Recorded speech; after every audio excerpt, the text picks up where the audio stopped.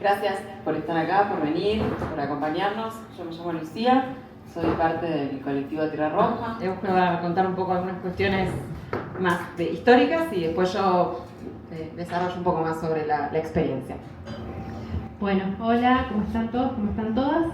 Bueno, mi nombre es Eugenia, yo soy profe de filosofía y estudio en mi estudio de posgrado, estoy analizando distintas revistas culturales y cuando Lucas me trajo la revista, empezamos a hablar y cuando surgió la idea de presentar la revista acá en Mendoza, él me preguntó si quería participar comentando un poco de lo que yo sé, que es un poco de historia de las revistas culturales en Argentina, y le dije que sí.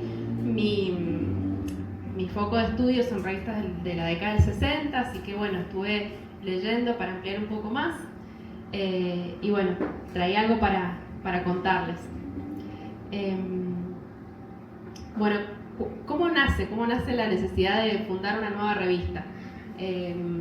Una autora que ha sido partícipe de muchas revistas culturales de nuestro país, una crítica literaria que es Beatriz Arlo, dice que la necesidad de fundar una revista surge de la convicción de que hay algo que decir sobre la coyuntura actual, que hay que intervenir en los debates políticos, estéticos, ideológicos o culturales de una manera diferente de la que lo hace un libro, que siempre implica un tiempo de maduración mayor, que tiene efectos de sentido que cristalizan en un tiempo que es venidero, es un tiempo mediato.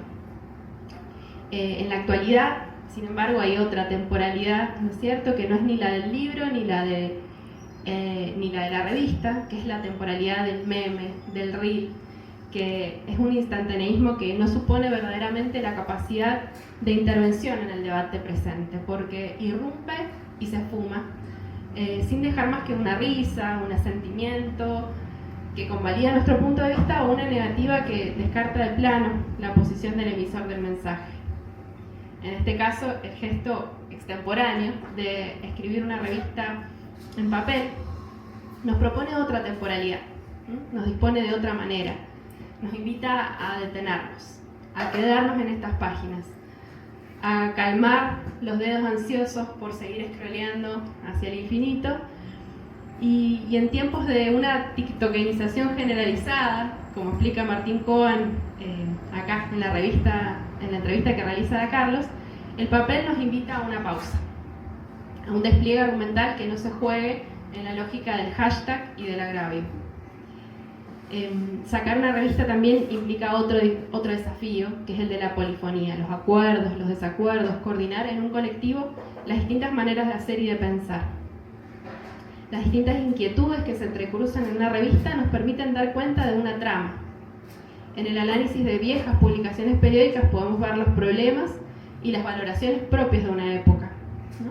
Quizás los nombres de Waldo Frank o Valéry Larbaud no nos digan mucho a nosotros, pero ocupaban un lugar central en Sur, en la mítica revista Sur, mientras que Borges, por ejemplo, quedaba relegado a las últimas páginas.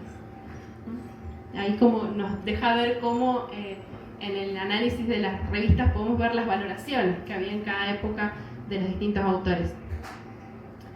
En las revistas culturales se expresan los distintos colectivos, intelectuales, políticos, artísticos que nos permiten observar las ideas de una época, así como reconstruir toda la red de lectores y de colaboradores. Las revistas culturales permiten efectuar un cruce entre trayectorias individuales y proyectos colectivos, entre política y cultura. Con la polémica como estandarte se pueden seguir las distintas discusiones de corte estético, político o incluso netamente teórico en las páginas de las publicaciones culturales argentinas y latinoamericanas y así retratar una época entera. Podemos ver cómo, no sé, una estudiosa como Hillman hace de la Casa de las Américas el estudio de toda una época, ¿no?, de los 60. La revista Marcha en Uruguay o la Casa de las Américas, ¿no? Son nombres que por ahí resuenan, que nos permiten entender toda una época aproximándonos desde una revista. Y bueno, y cuando Lucas me trajo una copia de la revista, a mí se me vino todo ese linaje de grandes revistas argentinas que tenemos, ¿no? Claridad, Martín Fierro, Contorno. Caras y Caretas, la revista Crisis, que también está presente en este número de la Carlos. Bueno, y el listado podría continuar por horas y horas, ¿no? El listado de estas publicaciones argentinas.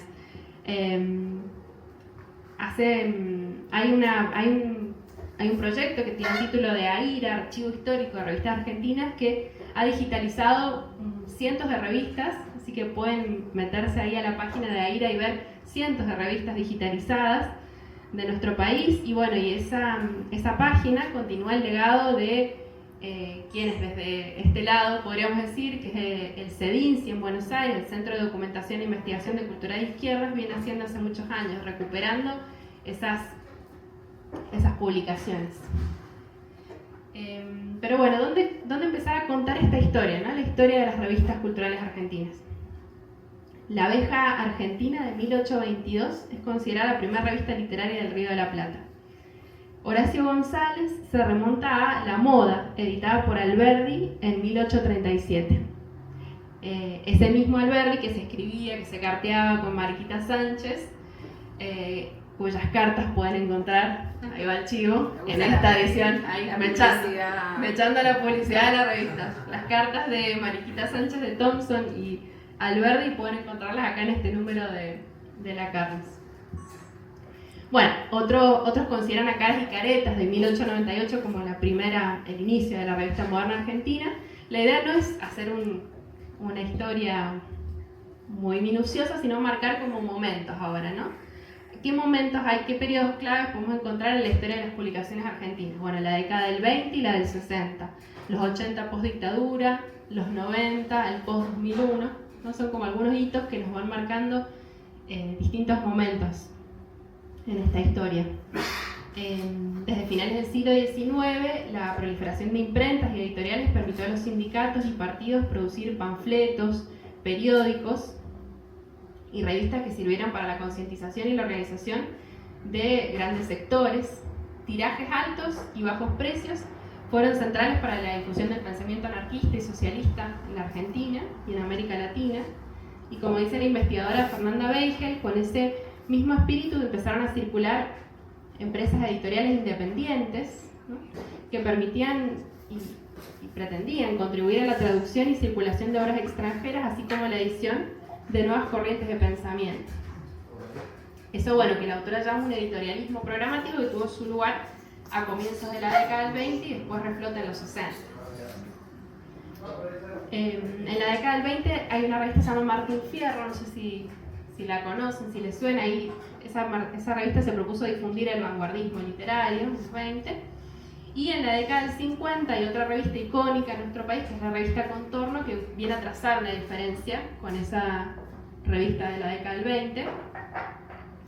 De hecho, bueno, uno de los artículos editoriales de esta revista se llamaba Los martinfierristas, su tiempo y el nuestro, marcando, bueno, una diferencia con esa época. Quienes estaban en Contorno, no sé si los conocen o los ubican, estaban los hermanos Viñas, estaba León Rosichner, que también está mencionado acá en la revista, estaba Juan José Sebrelli, Noel Gitric, Oscar Mazota, intelectuales claves en la historia de la Argentina. Y bueno, con el Contorno se produce una renovación de la crítica literaria y una nueva manera de entender la tarea del intelectual, que no estuviera desligado de las preocupaciones políticas del momento.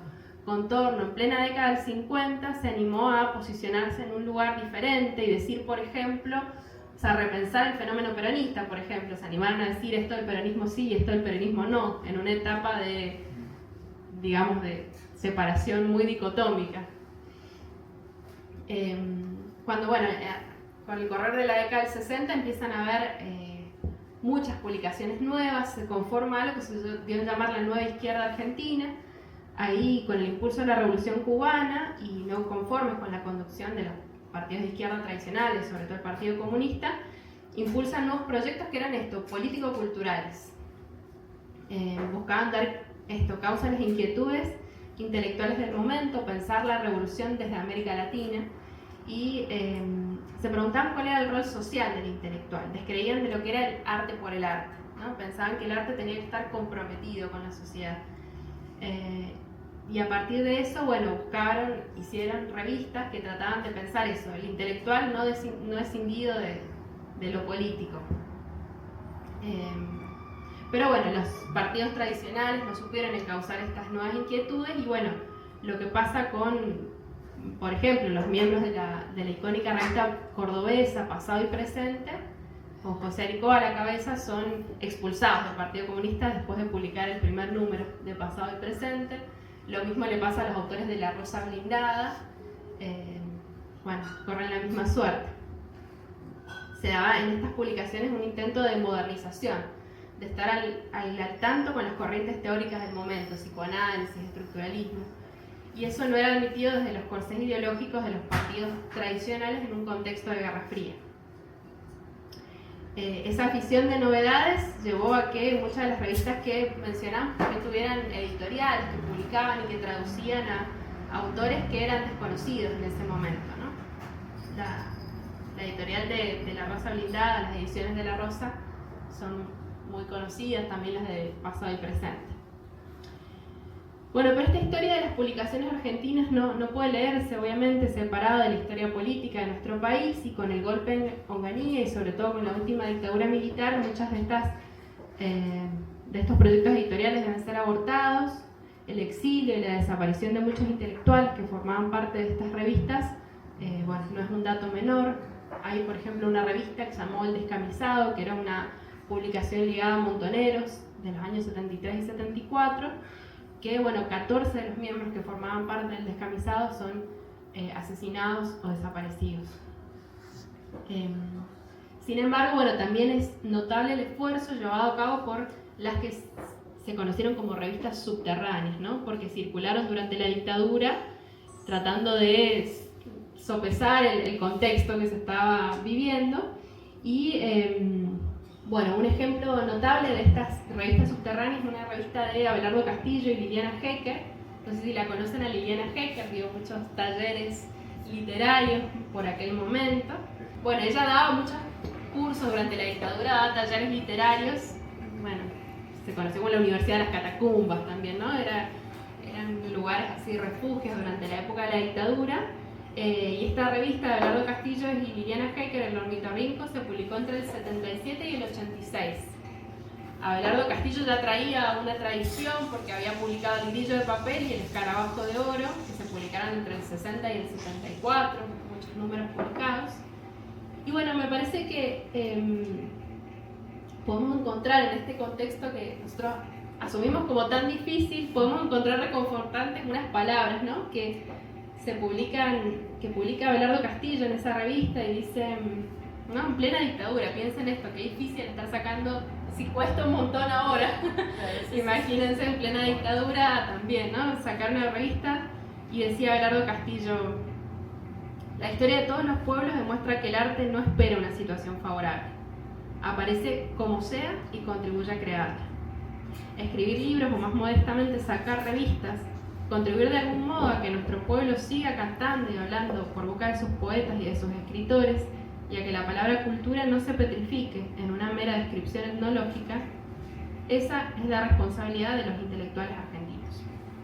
Eso decía Castillo allá durante la época de la dictadura, escribiendo en esta revista que fue El Ornitorrinco. Pero bueno, los que se quedaron, ¿no? En este exilio interno, tratando de producir algo que se asemejara a la cultura, y por otro lado los que se fueron, ¿no? Los exiliados. Muchos exiliados en México sacaron una revista que se llamó Controversia, y bueno, ahí uno de sus miembros, que era Nicolás Casullo, comentaba en una entrevista que lo que rondaba estas reuniones del comité editor era la palabra derrota, ¿no? Se consideraban hijas de una derrota. Y bueno, inmediatamente se me vino a mi mente la palabra usada acá en la Carlos, que tiene el nombre, ¿no? Este número Jinetes del Derrumbe, ¿no? La palabra derrumbe, y me quedé pensando mucho en las relaciones que hay entre estas dos palabras, derrota y derrumbe. Qué parecido tienen y qué diferencias, ¿no? Bueno, si quieren eso después lo dejamos para charlarlo hacia el final. En el artículo de Pedro Yagüe que está en la revista hay alusiones a esto, ¿no? por un lado, al tema de la derrota, trae a colación a León Rosichner y a Foucault para pensar el tema de la derrota, y también nos da algunas pautas para ver cómo cabalgar entre escombros, ¿no? Cómo ser jinetes del derrumbe, como dice acá la revista. Y bueno, dice que hay reacciones que son inconducentes, me parece muy interesante lo que dice Pedro Llama acá, sino que esta idea de las esperanzas vacuas y de la melancolía inmovilizante, corrernos de esos dos extremos que son inconducentes. Siguiendo un poco el hilo histórico, ¿no? Vamos a la década del 80, después de la dictadura, cuando se empieza a debilitar el gobierno de facto, empiezan a surgir y a florecer múltiples publicaciones con temáticas justamente renovadas por la apertura democrática, ¿no? Y ahí tenemos, por ejemplo, Alfonsina, que es un periódico, el primer periódico feminista, o no sé si es el primero, pero uno de los primeros periódicos feministas, comandado por María Moreno, que se publicó entre el 83 y el 84. Después otras publicaciones muy disruptivas como Cerdos y Peces, no sé si alguien conoce esa revista Cerdos y Peces, que bueno, fue publicada de manera discontinua pero entre el 84 y el 2004. Después una de las más reconocidas fue la revista Humor, también supo combinar el humor con el periodismo serio, así llamado serio. Y bueno, a diferencia de los 70, la cuestión de la militancia política no era un tema prioritario o no se daba de esa manera, ¿no? Ya entrando en los 90, mientras el neoliberalismo parecía, ¿no?, volverse pensamiento único, la producción autogestiva de revistas culturales como proyectos colectivos se volvió un refugio, ¿no? Un ejemplo notable en el ámbito del ensayo y la crítica político-cultural es El Ojo Mocho, que se publicó entre el 91 y el 2008 y que contó con grandes figuras en su grupo editor como Horacio González. Otra revista destacada fue La Maga. Algunos jóvenes que fueron formados en La Maga después formarían otras revistas como La García o Barcelona, ¿no? Ingrid Beck es una de los miembros. Y que bueno, lo que buscaban era eso, ofrecer una propuesta alternativa a la de un periodismo cultural impregnado por la frivolidad menemista y la lógica del espectáculo. Siguiendo así como la línea histórica, después Hijes de la Crisis del 2001 aparecerían revistas como Sudestada y Mu, ¿no?, organizada por el colectivo La Vaca. También resulta interesante rescatar a La Garganta Poderosa, que quizás todos la conocemos,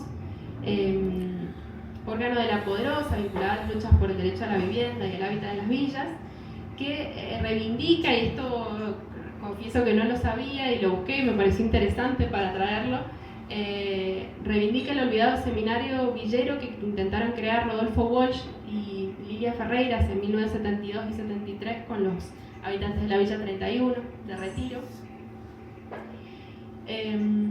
Y bueno, el listado dista un montón, dista muchísimo de ser íntegro. La idea es ir mostrando una parte de esta rica historia que tiene nuestro país.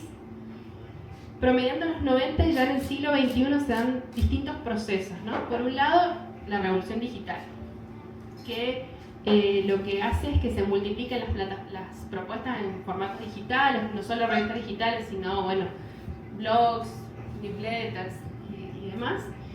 Y por otro lado, una hiperespecialización que lleva a que se disuelvan las propuestas culturales en un sentido amplio, ya que el mundo académico tiene exigencias que son incompatibles con los formatos de las revistas culturales, ¿no? El mundo de los investigadores, de los becarios, ¿no?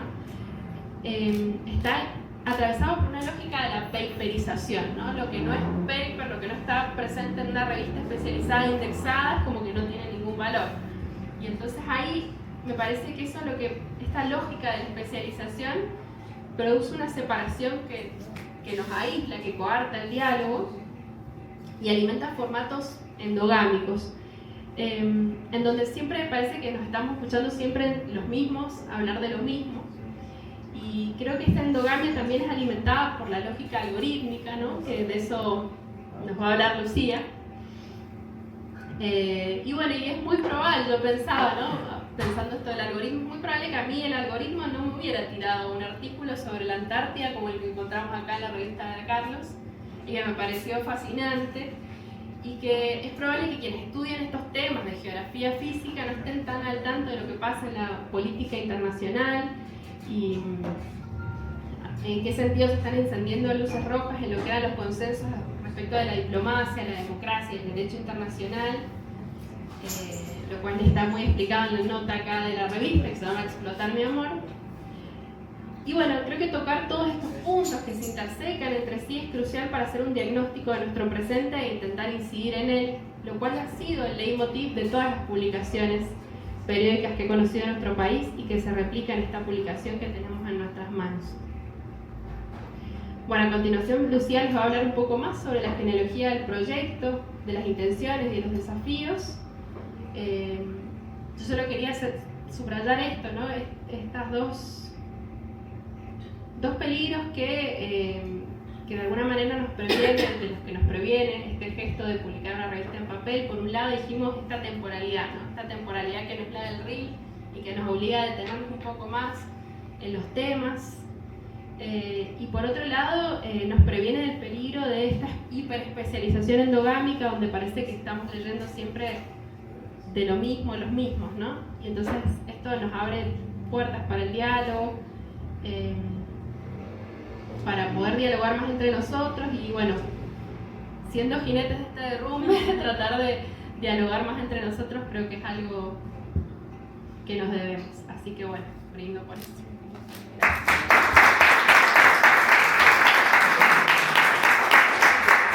Lo último que sí nos parece crucial para este tiempo, que es la idea de construir puentes, construir comunidad, construir lazos, que es un objetivo también de la revista.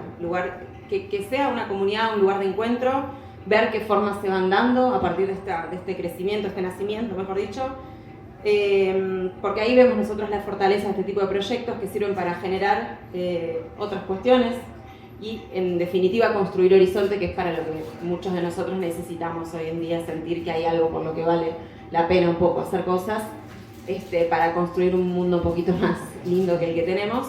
Así que la Carlos es eso, es una apuesta, no significa que vaya a salir bien, pero estamos muy felices de haberle dado comienzo. Así que, bueno, nada, muchísimas gracias de nuevo por estar acá y por bancar y todo.